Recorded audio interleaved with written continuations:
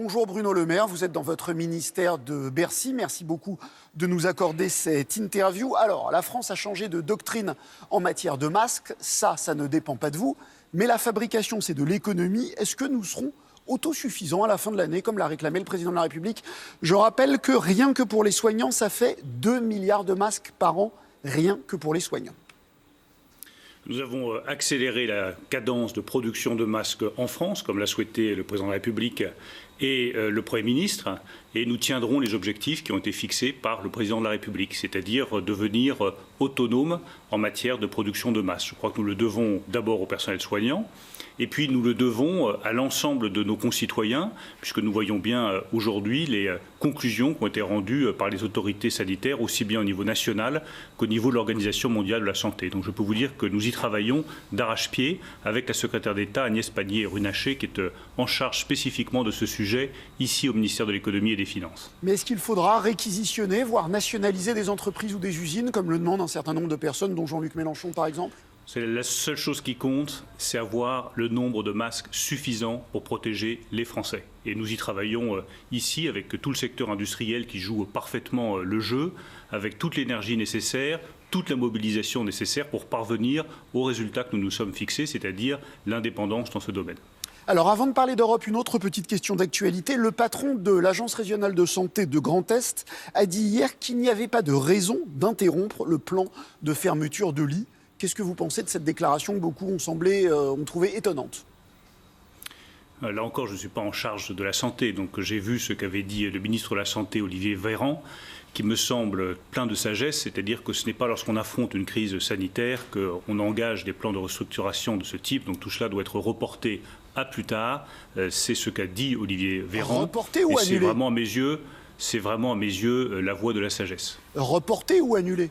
Une fois encore, je ne suis pas en charge de la restructuration des hôpitaux. Non, mais l'argent, c'est vous. Le président de la République a annoncé, vous savez ce qui va compter pour les hôpitaux, c'est surtout les moyens financiers qu'on va mettre à leur disposition, comme l'a souhaité le président de la République, comme le souhaitent tous les Français, pour qu'on ait un hôpital qui fonctionne mieux, qui fonctionne plus facilement, avec des soignants, des infirmières, des urgentistes qui soient mieux rémunérés qu'ils ne le sont aujourd'hui. C'est ça l'enjeu de long terme.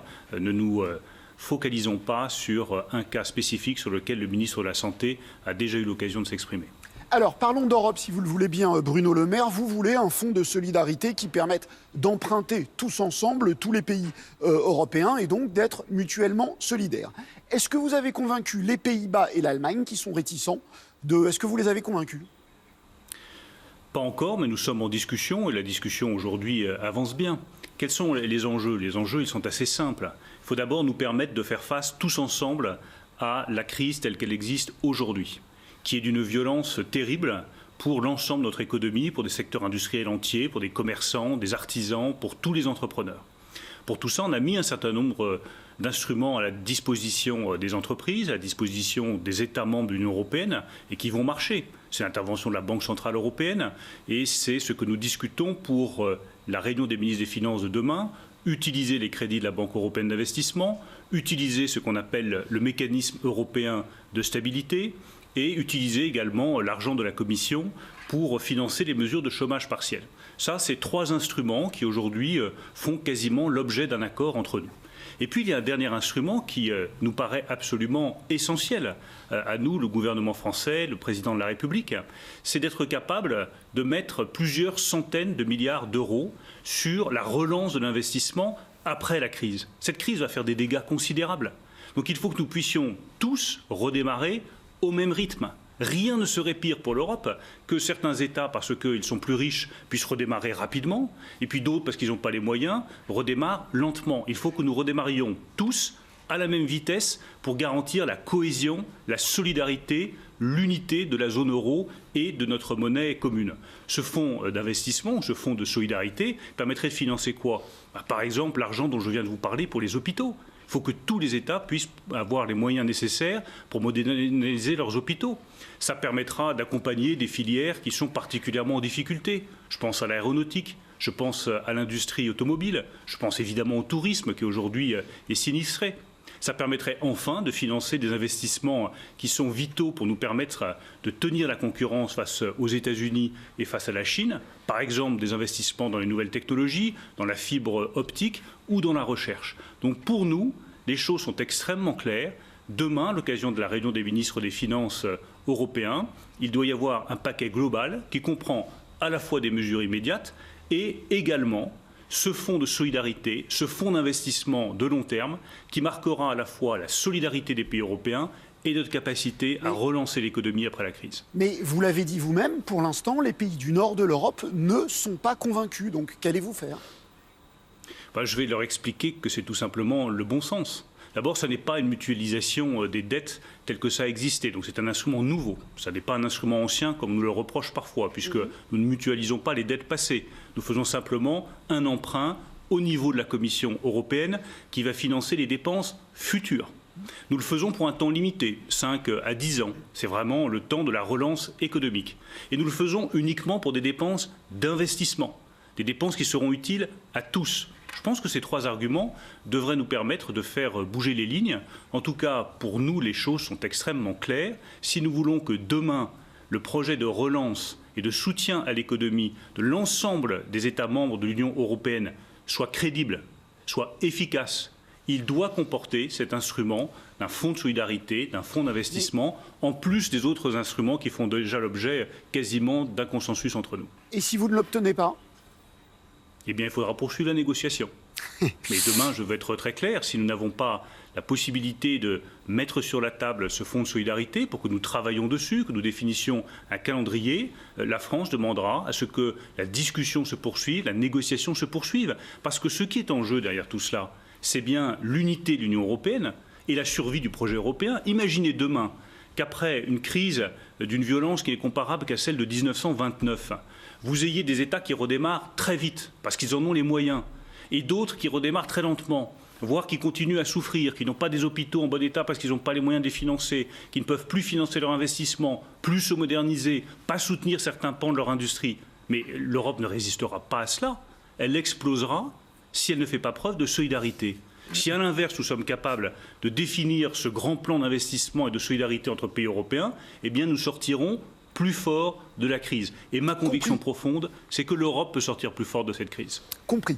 Pas d'augmentation des impôts, avez-vous dit hier dans le JDD, mais est-ce qu'on pourra les baisser, ces impôts ?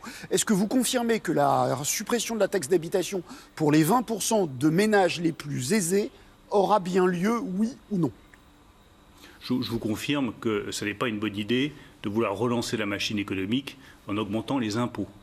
Donc nous avons défini une politique fiscale, je pense que c'était la bonne politique fiscale.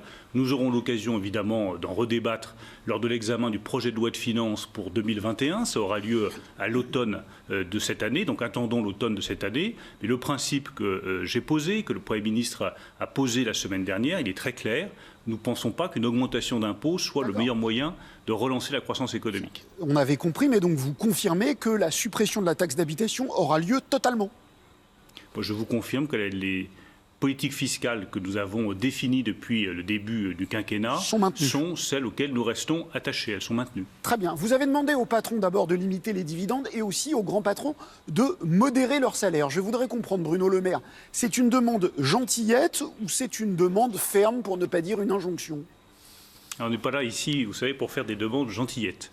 Nous sommes là pour nous assurer que l'économie redémarre, que chacun respecte un certain nombre de règles et surtout que l'effort collectif est équitablement partagé entre tous les Français. Nous faisons un effort. Et quand je dis nous, c'est l'État, donc c'est le contribuable. C'est de garantir les prêts de certain nombre d'entreprises grâce à une garantie de l'État. Nous faisons un deuxième effort, c'est de reporter les charges fiscales et de reporter les charges sociales. Nous faisons ça pourquoi ? Pour soutenir la trésorerie des entreprises qui aujourd'hui sont dans une situation extraordinairement difficile. La contrepartie de ça, c'est que les grandes entreprises, je ne parle pas là des PME et des TPE, je ne parle que des grandes entreprises qui utilisent ces facilités de trésorerie de l'État, elles ne peuvent pas verser de dividendes. Et les salaires ? Elles n'ont pas le droit de verser de dividendes. Ce qui veut dire très concrètement que si elles réclament un prêt garanti par l'État, comme c'est moi qui signe l'arrêté, je ne le signerai pas si une grande entreprise à bénéficier d'un soutien de l'État pour sa trésorerie. Ça n'est qu'une question de justice, d'équité et de bonne répartition des efforts. Je constate d'ailleurs, j'ai demandé à ce qu'il y ait une réduction globale de 30% au minimum des dividendes pour les grandes entreprises, qu'aujourd'hui beaucoup de grandes entreprises ont commencé à le faire, qu'elles soient dans le secteur public comme EDF ou dans le secteur privé comme Accor ou comme Hermès. Donc le mouvement est enclenché. Nous verrons à la fin de l'année le résultat, mais je suis convaincu que lorsqu'on regardera le bilan global des dividendes à la fin de l'année 2020, nous serons bien effectivement en dessous de 30% par rapport à 2019, tout simplement parce que les entreprises ont besoin de leur trésorerie pour financer leur relance économique. Autre question de politique intérieure, si je puis dire. Est-ce qu'il faut, Bruno Le Maire, renoncer à la réforme des retraites? C'est très clivant et on sait que pour la reprise, vous aurez besoin d'unité. Est-ce qu'il faut relancer une réforme qui hystérise, disons-le? Je vais vous dire, Gilles Boenstein, on a défini un certain nombre de principes. Le président de la République a dit très clairement, la réforme des retraites est suspendue. Aujourd'hui, 7 jours sur 7, de 6 heures du matin jusque tard le soir, je ne m'occupe que d'une chose. C'est faire en sorte que chacun trouve une solution face à la crise actuelle. C'est que les hôteliers, les restaurateurs puissent arriver à passer ce cap extraordinairement difficile pour eux. Que les producteurs de chocolat artisanaux, qui aujourd'hui s'inquiètent parce qu'il n'y a pas qui arrive et qui se disent on ne va pas pouvoir vendre notre marchandise, puissent le faire. Que les producteurs d'agneaux qui se disent il n'y a personne pour acheter notre agneau aujourd'hui en grande surface, puissent quand même le vendre. Que le tourisme puisse faire face. Que l'industrie automobile, que Airbus ne soit pas trop fragilisé par cette crise. Que Air France puisse être soutenu. Oui, c'est ça qui m'occupe. Le reste, nous l'avons laissé de côté, donc laissons-le de côté, ne prenons pas de décision définitive, ça n'est pas le moment. Le moment est à l'urgence économique et à la préparation de la relance. Bruno Le Maire, qui n'est pas là pour faire des demandes gentillettes, nous a-t-il dit invité des 4 vérités sur France 2 et sur France Info. Merci beaucoup Bruno Le Maire, c'était à vous Samuel. Merci.